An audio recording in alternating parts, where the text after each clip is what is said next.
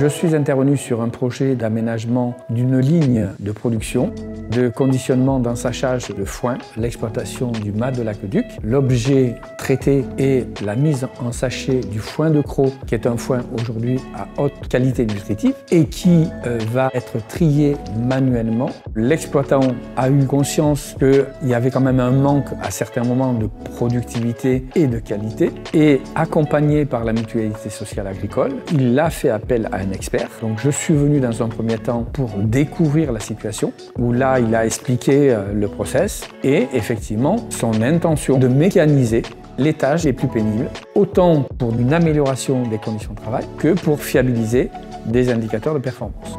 L'ergonome a pour objectif de travailler sur les enjeux de santé et sur les enjeux de performance de l'entreprise. Après cette première rencontre, nous avons décidé de travailler ensemble pour rechercher des solutions en m'appuyant sur mes connaissances physiologiques, cognitives, sociologiques. Nous sommes dans un environnement agricole. Les conditions de travail sont génératrices d'énormément de poussière et les opérateurs travaillent tous avec le masque. La poussière plus la sudation plus une ambiance thermique extrêmement forte, c'est difficile. Immédiatement, ce que j'ai pu voir, c'est que plus de 80% du temps, c'était du geste répétitif. Cette exposition dans la durée est un élément fragilisant pour créer un risque de trouble musculo-squelettique à terme.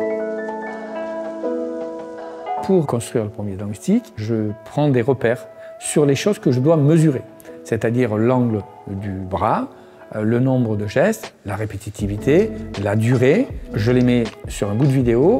Ces observations, je vais les confronter donc avec les opérateurs parce qu'il y a peut-être des choses que je n'ai pas vues. Ces observations, ces entretiens finis, je rentre au bureau, je fais l'analyse des données que j'ai récupérées et je commence à réfléchir à l'enchaînement des tâches, les points forts et les points faibles, je les catégorise et je mets la préconisation. Donc ça peut être une préconisation sur la formation, ça peut être une préconisation sur l'organisation du travail ou donc une orientation technique. Et suite à ça, je retourne dans l'entreprise pour présenter ce diagnostic. Et là, avec l'exploitant, on peut réfléchir à des mises en place de solutions organisationnelles, commencer à noircir des traits de séquentialité qui permet donc de prendre une botte de foin défaite, qui va le pousser dans un sac et donc gagner du temps bien sûr à l'ensachage. Aujourd'hui, ce projet-là, il est au stade du prototypage et quand on sera satisfait du déroulement des tâches, de la production, du retour des salariés, on lancera en fabrication une machine. Ce qui a été extrêmement intéressant sur le terrain, c'est cette découverte des opérateurs qui, par le fait qu'on a créé ce lien immédiat de confiance, d'écoute, d'échange, se sont retrouvés extrêmement participants à la recherche de solutions. On sent qu'il y a une solution pérenne qui est en train de germer, qui est en train de naître, qui correspond à une amélioration des conditions de travail et qui correspond aux enjeux de performance.